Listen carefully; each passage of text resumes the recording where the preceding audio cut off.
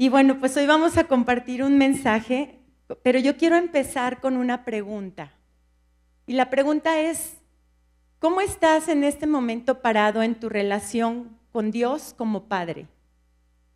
Si tú pudieras en este momento contestar con toda la honestidad de tu corazón, ¿cómo estás en tu relación con el Padre? ¿Es una relación con un Padre distante o con un Padre presente? ¿Es una relación fluctuante? ¿Es una relación que ni siquiera podrías tú pensar que llega a relación? Probablemente es una relación en donde no comprendes muchas cosas y le preguntas y de pronto sientes que no te habla o que no lo escuchas. ¿Cómo está tu relación con él? Y vamos a hablar hoy de este tema porque nuestra relación con papá está mediatizada por la relación con nuestros padres terrenales cuando lo llegamos a conocer por primera vez. Y te explico por qué. Bueno, pues porque cuando éramos niños, lo primero que vimos cuando abrieron nuestros ojitos a este mundo, pues fue a mamá y a papá, o a alguno de los dos, ¿verdad? Y entonces como niños aprendimos de ese amor de padres naturales, de padres terrenales, que pudo haber sido extraordinario o no, pero eso fue marcando en nuestra mente el cómo un papá trata a un hijo, cómo un papá o una mamá aman a un hijo. Y entonces eso permeó en nuestro nivel inconsciente y cuando de pronto nos presentan a Dios como papá, pues lo primero que el inconsciente saca de adentro es pues mi papá y mi mamá naturales, ¿verdad? Y entonces según cómo nos fue en la feria, pues eso empieza a generar en nosotros un tipo de cercanía o no para Dios, Padre Todopoderoso. Conforme vamos caminando en la palabra, pues empezamos a descubrir que el amor de Dios, Padre, es muy diferente a como lo aprendimos desde niños, con esas improntas de papá y mamá terrenales. Entonces hoy vamos a hablar de ese amor del Padre como es. Y vamos a la escritura, primera de Juan capítulo 3, versículo 1. Se las voy a leer primeramente en la nueva traducción viviente, porque aquí hay una palabra que quiero que comparemos después con la Reina Valera, que es otra versión. Dice, miren con cuánto amor nos ama nuestro Padre, que nos llama sus hijos. Y eso es lo que somos, pero la gente de este mundo no conoce que somos hijos de Dios porque no lo conocen a Él. Y está subrayada ahí la palabra cuánto. Entonces aquí nos está mostrando el amor de Dios en cantidad. ¿Cuánto nos ama Dios? Es en cantidad. Pero si luego te brincas a la Reina Valera en la misma cita, fíjate cómo cambia la palabra cuánto. Ahora dice, mirad cuál amor nos ha dado el Padre. Ahí nos habla de cualidad. Entonces, ¿te fijas cómo se complementan ambas versiones? Hoy podemos decir cuánto nos ama Dios y cuál ha de ser ese amor tan grande que entregó a su Hijo para hacernos hijos. Y en el Antiguo Testamento no lo conocían así, como tú y yo lo conocemos ahora. En el Antiguo Testamento, si comparamos en diferentes versiones de la Biblia, podemos encontrar por lo menos 17 nombres que le daban a Dios. Y vemos una lista grande, ahorita la van a ver ustedes en pantalla, en donde vemos el nombre de Dios como El Shaddai, Shalom, Yahweh Nishi, El Roí, ahí tenemos Adonai, tenemos Sabaoth, y son una infinidad de nombres.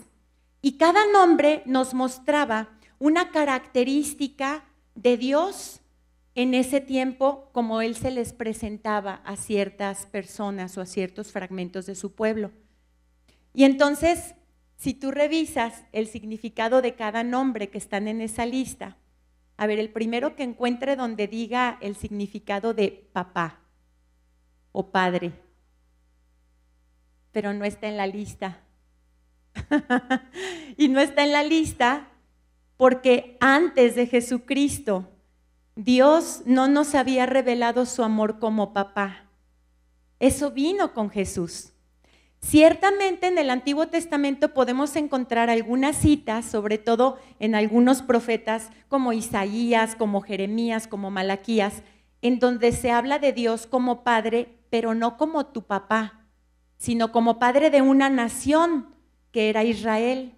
Y es diferente hablar del padre de una nación a hablar de esa manera tan personal como Jesús nos lo presentó. Y Jesús nos lo presentó como su padre, pero también te lo presentó a ti como tu padre. Si tú te acuerdas cuando Jesús, un día antes de ser crucificado, de ir a la cruz, Él estaba ¿en dónde? ¿Te acuerdas en dónde estaba orando? Estaba en el Getsemaní, ¿verdad?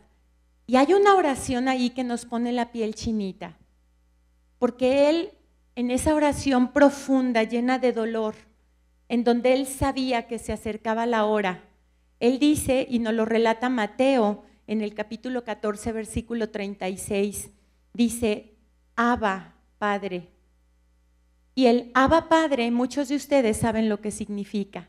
Significa papito.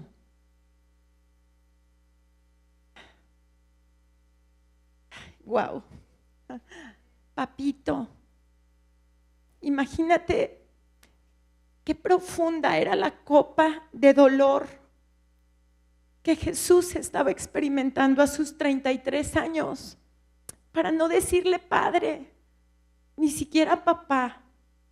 Estaba clamando a su papito, como ese niño que tal vez se sentía temeroso porque iba a ir a la cruz, tal vez se sentía desválido, tal vez sentía de pronto esos pensamientos en su mente de me va a doler, ¿qué me va a pasar? Y por un momento él clama a Dios diciéndole, papito, si es posible que pase de mí esta copa, pero que no se haga como yo quiero, sino como tú. Ellos dos estuvieron de acuerdo desde antes de la fundación del mundo en ese momento. Realmente Jesús no es que se estuviera rajando. Él sabía que lo tenía que hacer, por eso vino. Dios se hizo hombre y vino, porque sabían que lo tenían que hacer. Y esta cita es muy poderosa porque probablemente hoy tú estés pasando por una copa de sufrimiento. Tal vez tú hoy estés pasando por una situación en donde tú sientas que estás lidiando con algún problema y te sientes como ese niño que estaba en el Getsemaní orándole a su papá, a su papito. Y lo más hermoso es que independientemente de cuál sea la copa que tú puedas estar pasando hoy o la que vas a pasar mañana o pasado, porque el ser hijos de Dios no nos garantiza que no venga el día malo. La diferencia es cómo lo enfrentamos. Y cuando el día malo venga, cuando la copa venga a tu vida, a mi vida, tenemos un sumo sacerdote que intercede por nosotros ante el Padre. En Gálatas 4:6 dice, y por cuanto sois hijos, Dios envió a vuestros corazones el Espíritu de su Hijo, el cual clama, Abba Padre. Así es de que cuando tú clames, Abba Padre, Jesús que vive en ti, lo está haciendo contigo y le está diciendo papito. Tal vez tú dirás, ay, pero pues qué derecho tengo yo de usurpar ese nombre que Jesús le dijo. Esas son cosas que los cristianos han inventado. Pues no. Pablo le dijo a los romanos en una ocasión que teníamos el derecho de hablarle a Dios como Abba Padre por el espíritu de adopción que hemos recibido. Eso tú lo puedes encontrar en Romanos 8. Entonces, hoy vamos a hablar de 3 características del amor de papá. La primera característica es que el amor del Padre es incondicional. ¿Y qué significa eso? Significa que no hemos hecho ni tenemos que hacer absolutamente nada para merecer ese amor. ¿Y sabes por qué es incondicional? Pues porque Él es amor. Y como Él es amor, pues entonces el amor que Él nos da no depende de nuestras obras. Si de pronto te cuesta sentirte amado por Dios, en momentos en donde tal vez tú le has pedido cosas, de pronto sientes como que Dios no te toma en cuenta y luego vienen a tu mente, pues sí, ¿cómo me va a tomar en cuenta? ¿Cómo me va a hacer caso en mi clamor? Y déjame decirte lo que a veces pensamos, si me he portado tan mal. El amor de Dios es incondicional. Y si de pronto sentimos que Dios no nos ama por cómo nos hemos portado, hoy Dios nos quiere recordar que esa conciencia cautiva que tenemos de pecado nos está estorbando para experimentar la anchura, la altura, la profundidad del amor de Dios como papá. ¿De dónde viene eso? Pues eso viene también de cosas que traemos introyectadas desde que éramos unos niños. ¿A cuántos de pronto en un momento de desesperación no nos dijeron nuestros papás, niño malo, ya no te voy a querer? Bueno, yo sé que ustedes jamás lo han dicho, ¿verdad? Gloria a Dios. Pero de pronto algunos de nosotros nos pudieron haber dicho eso y no significa que era una verdad. Los papás y las mamás cuando estamos enojados de pronto podemos decir o hacer muchas cosas, pero un niño todo se lo cree. Un niño no va a pensar, ay, mi mamá está enojada, la verdad es que jamás me dejaría de querer, pero ahorita está enojada. El niño no piensa eso. Su cerebro todavía no está diseñado para elaborar conclusiones lógicas, eso viene ya cuando crece. El niño de niño pues tiene un cerebro que es totalmente literal. Lo que tú le dices, eso es, así sea una mentira, eso es en su mente.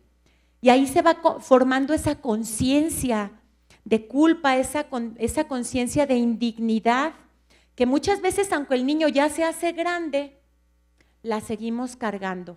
Dios no me puede amar a mí tanto porque no me lo merezco, porque no he hecho lo que Él quiere, porque no le he obedecido. Dios no me podría amar tanto y por eso, pues, ¿qué puedo esperar si yo no soy una buena persona? Hoy Dios te recuerda, mi amor por ti es incondicional y no importa cómo te hayas portado. Y el decir esto no es para que tengamos el derecho de seguirnos portando mal. El entender esto es porque cuando entendemos ese amor, de verdad, ese mismo amor nos protege de portarnos mal. No nos produce el deseo de pecar.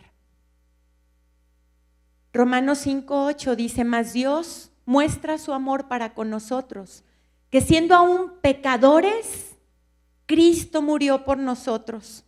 Así es de que la próxima vez que te sientas culpable porque no te has portado bien, o que te sientas indigno de experimentar el profundo amor del Padre, solamente acuérdate de eso.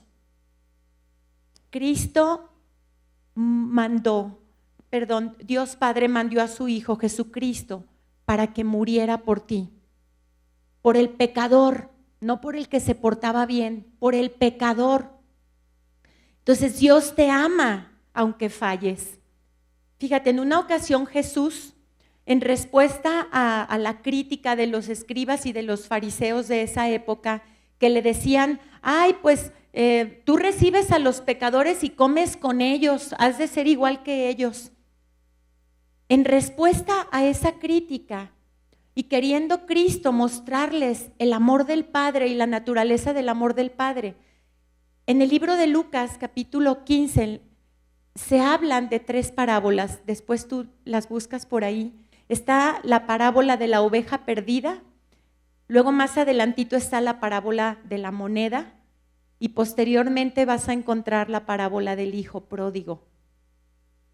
Y en esta tercera parábola, los que ya la conocen se acordarán de lo que pasaba en esa metáfora que Cristo les cuenta.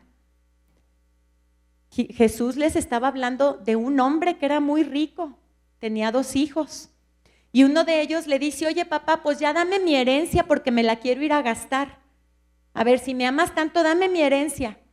Y el padre se la entrega y el chavo se va, se la gasta en todo lo que se les pueda ocurrir. Seguramente no eran cosas tan buenas, porque cuando llega de regreso al palacio o a la casa del padre, llega todo harapiento, llega maloliente. Había estado comiendo algarrobas de los cerdos porque ya se lo había gastado todo.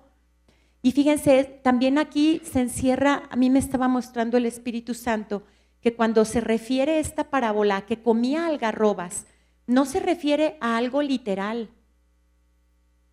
Hay una frase que dice, somos lo que comemos.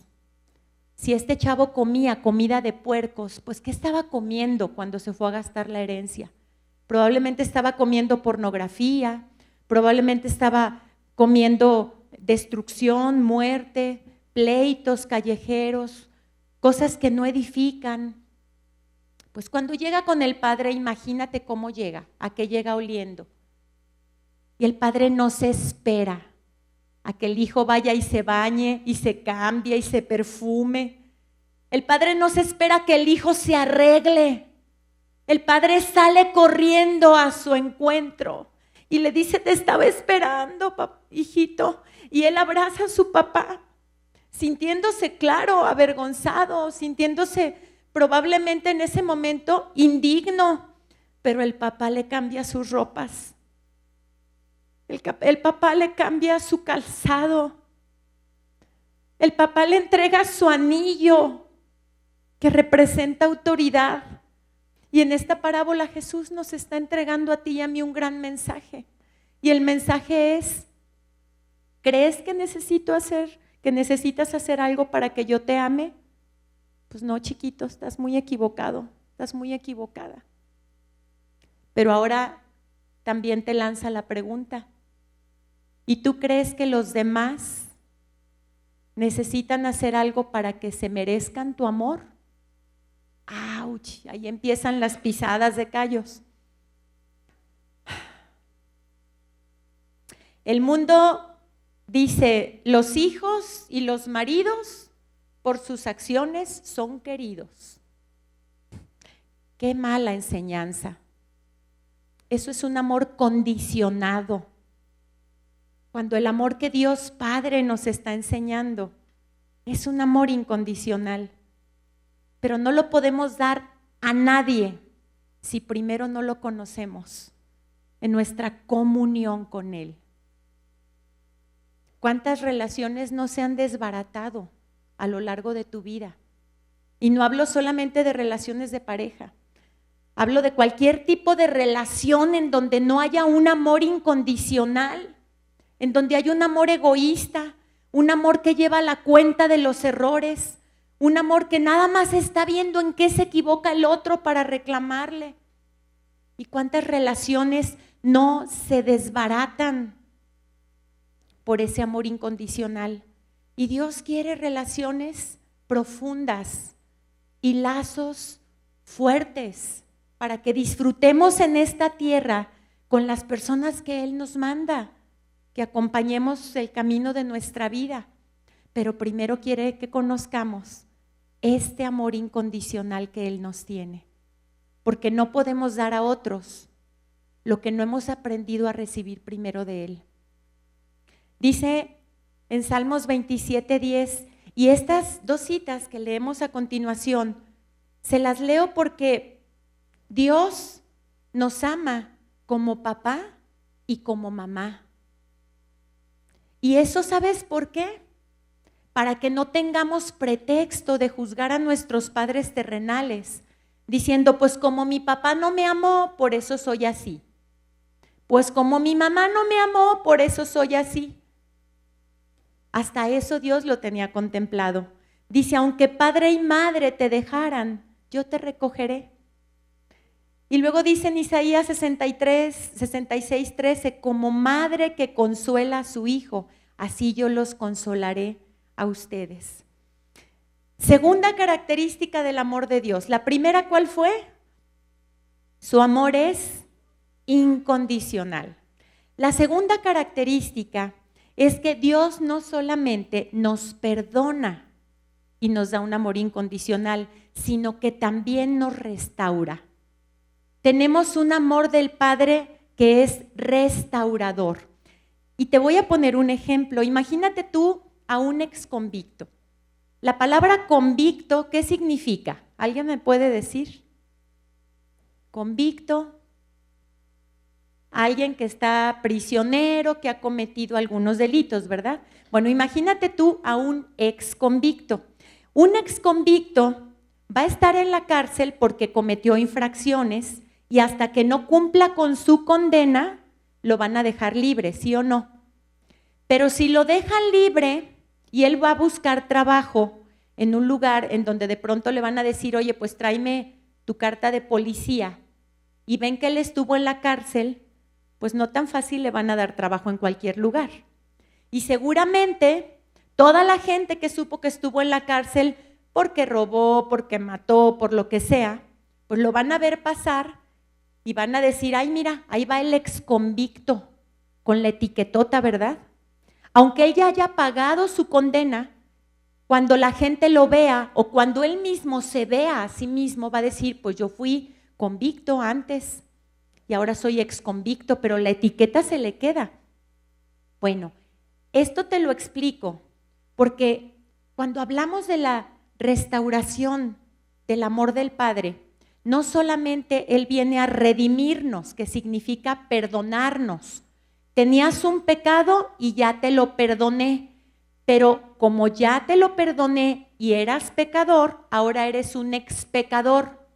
Sigue habiendo una etiqueta de un pecador que fue perdonado, pero la sombra de la etiqueta te persigue. Dios te quiere llevar a otra conclusión hoy. La conclusión es que Él no solamente te redimió y te perdonó, sino que te restauró a través de la justificación. Y la justificación significa que no hay un expediente que te marque como exconvicto, que no hay un expediente que te marque para que la gente te señale. Ahora Él quita todo eso y ahora eres alguien justificado. La gran diferencia entre redención y justificación es que en la primera se paga porque somos culpables. El pago lo hizo Jesús, pero éramos pecadores. Y en la segunda se nos declara inocentes, justos. Un justo significa que nunca ha pecado. Ay, Maru, no me digas eso si yo he cometido un chorro de pecados. Pues ahora por Cristo y en Él, a través de la justificación, que es un gran misterio, que si todavía no te ha caído el 20 de qué es eso, no te preocupes, Dios te lo irá revelando. A mí me llevó varios años entender qué era la justificación, pero la justificación te dice, cuando yo te veo, no veo al pecador que llevó a Jesús a la cruz, veo al que nunca ha pecado. Y desde esa base es como Él te ama. El trato para un expecador y para un justo, ¿es el mismo o es diferente? ¿Tratas igual a un exreo que a alguien que nunca ha estado en la cárcel? Pues a lo mejor, si somos hijos de Dios, los tratamos igual, pero difícilmente en la sociedad se les considera igual, ¿verdad? Dios quiere que aprendas a recibir de que eres justo para que entonces recibas de su justicia. La justicia está para ti, pero si tú sigues teniendo esa conciencia de pecado, difícilmente vas a disfrutar de los beneficios que la justicia tiene para tu vida. En el segundo libro de Samuel hay una historia de un hombre que se llamaba Mefiboset. Muchos de ustedes ya conocen esa historia. En el capítulo 4, versículo 4, nos cuenta que en una ocasión hubo una batalla. En ese momento el rey de Israel era el rey Saúl. Y el rey Saúl en esa batalla perdió la vida, no vamos a entrar en detalles de cómo, y su hijo Jonatán también perdió la vida. Y pues a partir de ese momento pues ya no había rey y se levanta un nuevo rey que fue el rey David. El caso es de que después de la batalla, cuando mueren estos dos, Jonatán, el hijo del rey, tenía un bebé, tenía un niño. Ese niñito tenía cuando mucho unos 5 añitos. Y cuando su nodriza ve que mataron a su papá y a su abuelo, dice, vámonos, porque ahorita van a venir por el niño. En ese tiempo las leyes políticas de aquel entonces hacían que si caía un rey, pues a toda su descendencia la eliminaban para que no fuera a haber venganzas o que no fueran a querer cobrar, no sé, alguna herencia o algo. Entonces esa nodriza se lleva al niñito en brazos, corriendo. Imagínense ustedes la escena. Iba bien asustada, el campo estaba lleno de muertos y andaban buscando para matar a todos los que eran de familiares del rey que acababa de morir. Entonces ella por ese miedo que llevaba se tropieza y se cae con todo y chamaco. Y el niño queda lisiado. Y entonces la señora se lo lleva y lo esconde en un lugar que se llamaba Lodebar, que era una tierra desolada, en donde no había casi nada. El niño vive ahí escondido, como exiliado, con el temor de que en algún momento lo fueran a encontrar y además lisiado de sus pies por la caída que tuvo. En el capítulo 9 del segundo libro de Samuel nos habla que años después, el rey David, movido a misericordia, le pregunta a sus súbditos, hey, oigan, ¿ustedes saben si le quedó algún descendiente al rey Saúl y a su hijo Jonatán, que por cierto era muy amigo de David? Y por ahí le dicen, sí, pues por allá dicen que hay un niño escondido. Bueno, ya no era niño, ya era un adulto. Hay un nieto del rey que está por allá escondido en un pueblucho, dicen que está lisiado. Ah, pues tráiganmelo. Y van por él. No, hombre, Mefiboset estaba, que se moría del miedo. Lo primero que pensó es, me van a dar crán. Entonces imagínense cómo llega ante el rey. Y lo primero que el rey le dice cuando lo tiene frente a él es, por misericordia a tu padre, yo te voy a entregar, a tu padre y a tu abuelo, yo te voy a entregar todas las tierras que te pertenecen por herencia. Y además le dice, a partir de hoy te voy a sentar en mi mesa para que comas en ella como uno de mis hijos durante todos los días de tu vida. El rey Saúl, el abuelo de Mefiboset, tenía muchos celos del rey David durante toda la vida y en los últimos años hizo muchas cosas para matarlo. Lo emboscó varias veces para matarlo. Y vean cómo el rey David ahora está actuando con uno de sus descendientes, a pesar de que humanamente podríamos pensar que no se lo merecía. Yo te quiero preguntar hoy, ¿te has sentido a veces como que no estás comiendo en la mesa del Padre?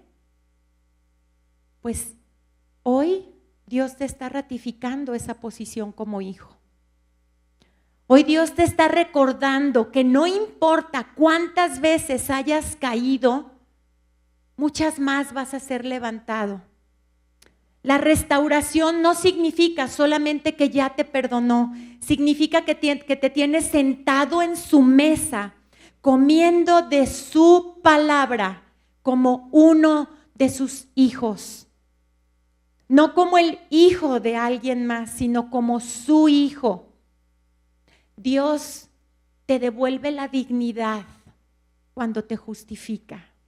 Y eso es algo hermoso, porque te está diciendo que si traías conciencia cautiva y que de pronto decías, ay, ¿cómo voy a ir a la congre ahorita si ando en pecado? ¿Cómo voy a ir a la congre si acabo de hacer esta agachada? ¿Cómo me van a ver que ando en las cosas de Dios y no soy perfecto? Pues ¿sabes qué? Dios ya lo sabe.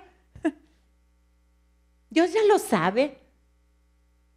Y si el mundo te juzga, Dios no. Y repito, esto no nos da derecho para seguir cayendo por negligencia,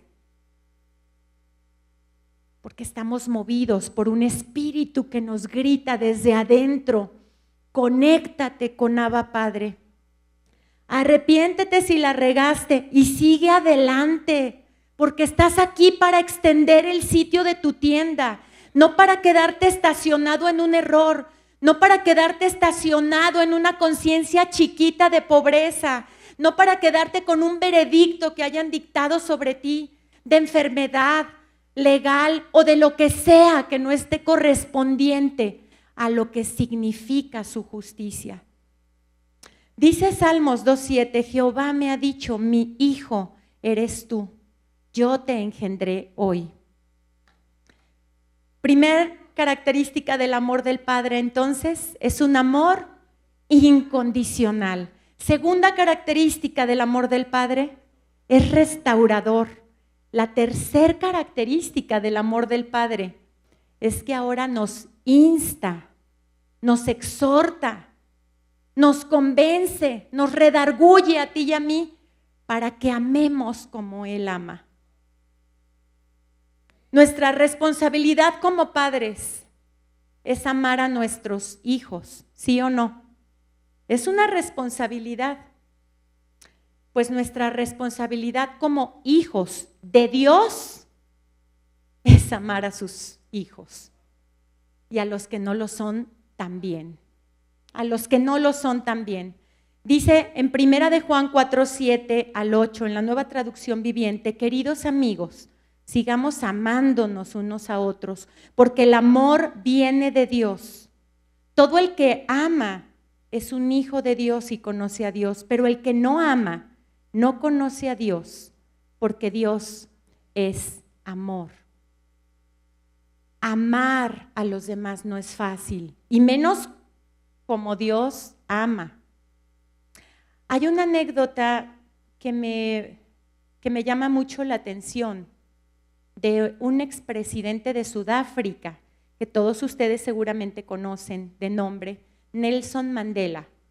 Cuando él llega a ser presidente, hace una comida muy grande en donde invita a mucha gente poderosa, gente de todas las instancias públicas, políticas, de educación. Tenía ahí a pura gente de los pilares de la sociedad en ese momento. Y de pronto en una mesa, que era la mesa donde él estaba sentado, se veía que estaba un hombre de edad muy avanzada, que mientras comía estaba todo tembloroso y estaba con la vista clavada en el plato sin ver a nadie, y que no hablaba absolutamente ni una sola palabra.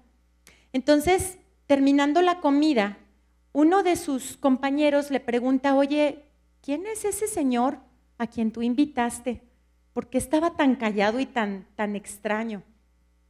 Y Mandela le dice: mira, ese señor fue mi carcelero cuando yo estaba prisionero en Robben Island. Y ese hombre se encargó de hacerme sentir el más vil, el más menospreciado. Ese hombre me maltrató físicamente hasta lo más extremo que te puedas imaginar. Me maltrató psicológicamente. Pero hoy lo he invitado a este lugar como un acto de perdón y como un acto de restauración. Y termina diciendo, y para no ponerle palabras de más, se los leo, termina diciendo: si yo no fuera capaz de amar a quienes me odiaron, entonces no estaría preparado para liderar una nación.